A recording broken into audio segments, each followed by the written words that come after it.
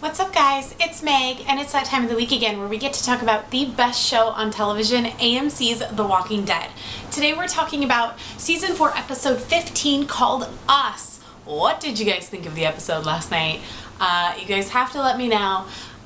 I'll admit, I was a little bit bored the first half of the episode.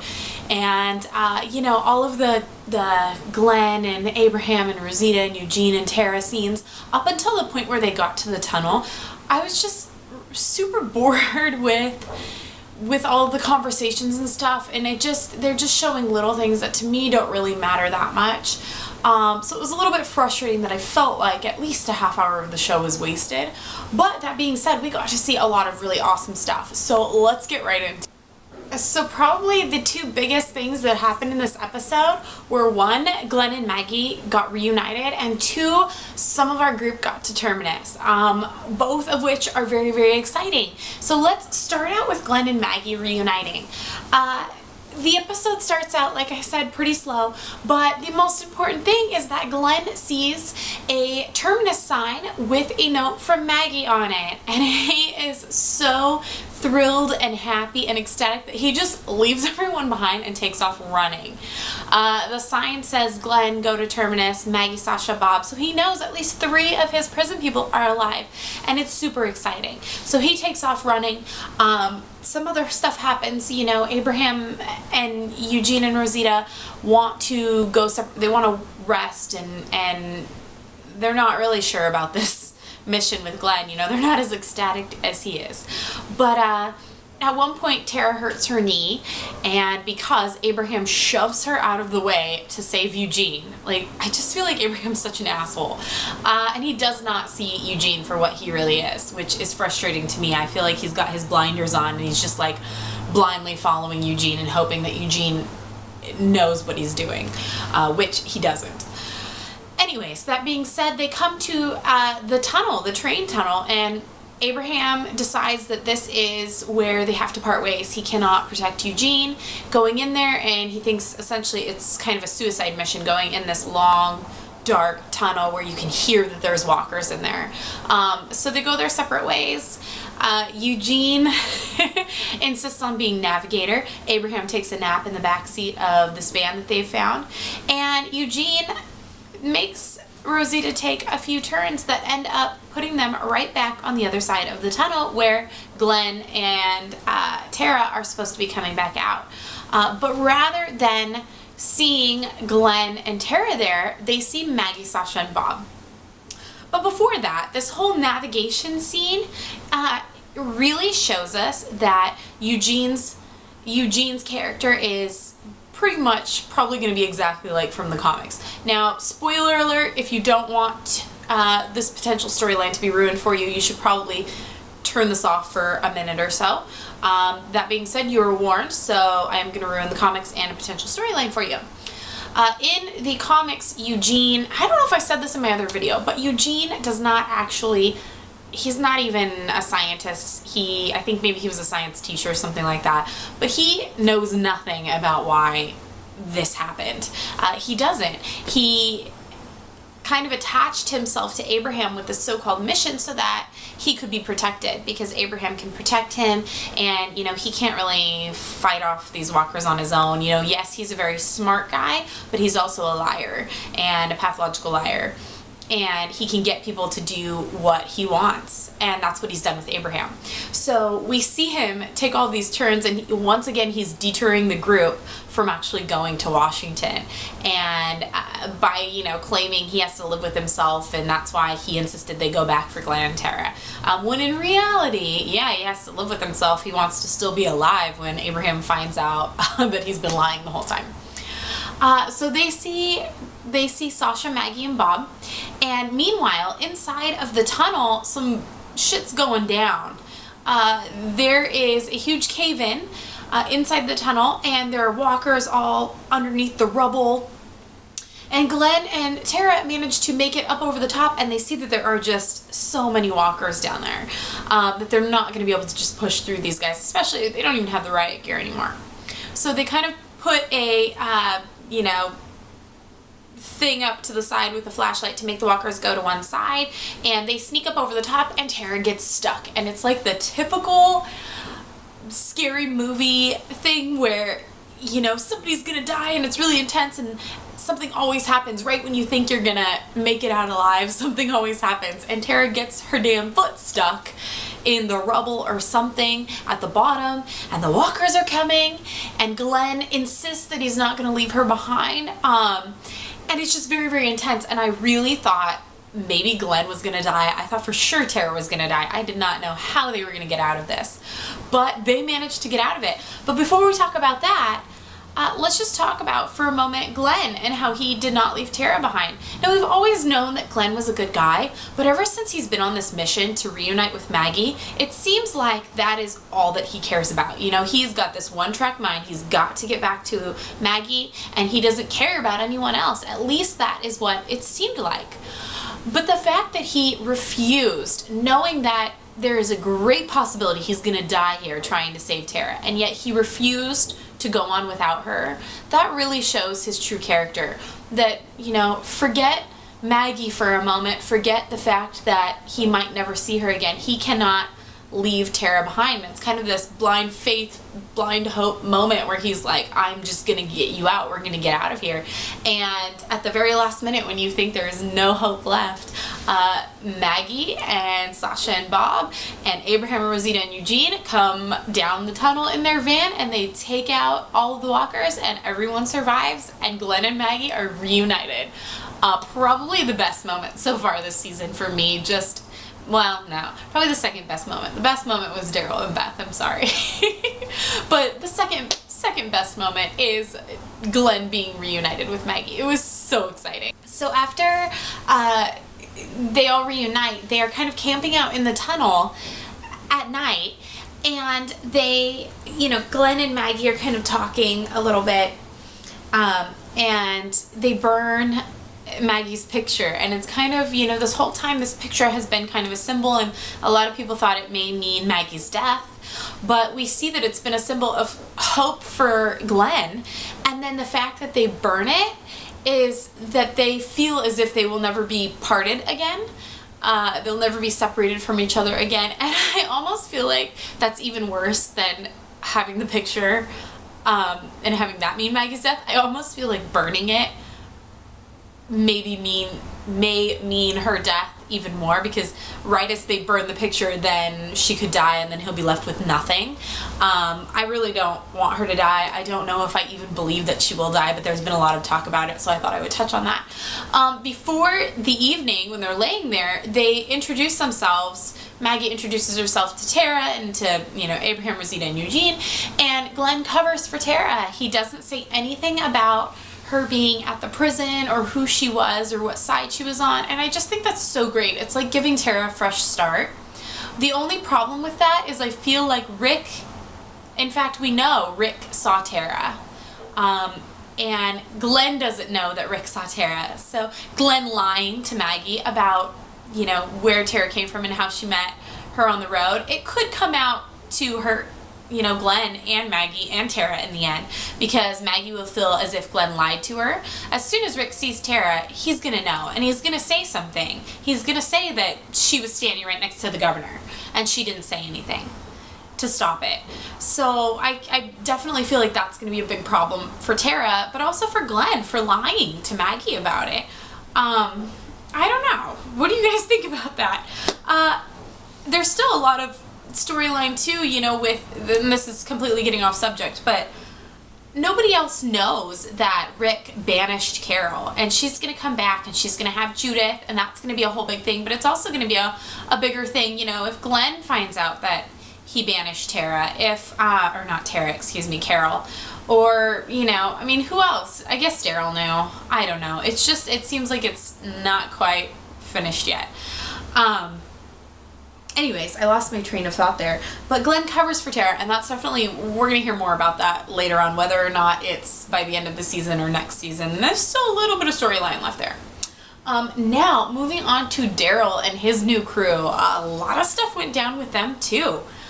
So, we discovered that their rules of this group that Joe has formed of these guys that don't really like each other, but as long as they follow the rules, everything's all good. We see an altercation between Len and Daryl. Daryl has been hunting this rabbit. He's been trying to find food all morning, and Len just comes up behind him, shoots the rabbit, and claims it. And Glenn, oh my gosh, I'm talking too much about Glenn. Daryl doesn't know what the hell he's talking about. He's like, that's not, I've been hunting this thing all day. I don't give a crap if you're the one who just shot it. And stupid Joe guy comes up and is like, these are the rules, and chops the rabbit in half, and bleh. It just pissed me off because I just want to be like, Daryl, why the hell are you with these guys? Like, just go off on your own, you're fine.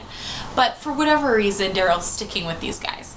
And we learn more about the rules as we go on throughout the show, that you can claim anything regardless of whose it was to begin with, apparently, and it's yours. And Len frames Daryl with the rabbit by putting the rabbit in his bag.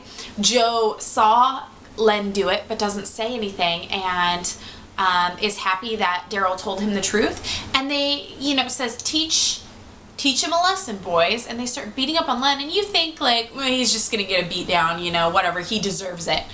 The next morning, Len is dead outside. What the hell? These guys are vicious. Yeah. Just the fact that you will kill a guy. Now, yes, this guy was a jerk. Like, what? I don't really feel sad that he's dead. But Daryl's a little taken aback, you know. The next morning when he wakes up, he sees all the blood on the ground, and then he goes outside and he sees Len's body. And I think that he's a little bit taken aback by it. Like, what am I dealing with here? And he's, you know, at first he's being kind of a rebel in this group, and he refuses to claim anything.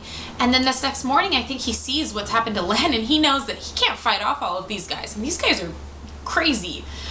So he starts claiming things. And he's kind of going along with, you know, what this Joe guy is saying in these rules, because he doesn't really have anywhere else to go, I guess.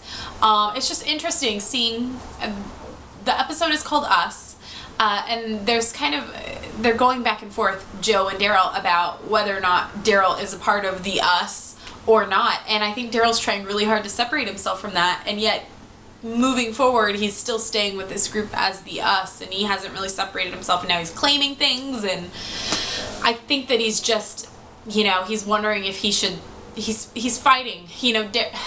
I cannot talk right now, you guys. I have all these words in my head, and they're trying to come out all at the same time. It's like word vomit. Beth told him to stay who he is now, not who he was. And I think that he's battling that now, being with these new guys. You know, he does not like these guys. He doesn't like what they're about. He knows that they're bad. He's not like them, and yet he's staying with them, and he's starting to follow their rules and stuff. And I'm just not sure where this is going to go. But that being said, we also find out their plan. Their plan is that they are headed to Terminus 2.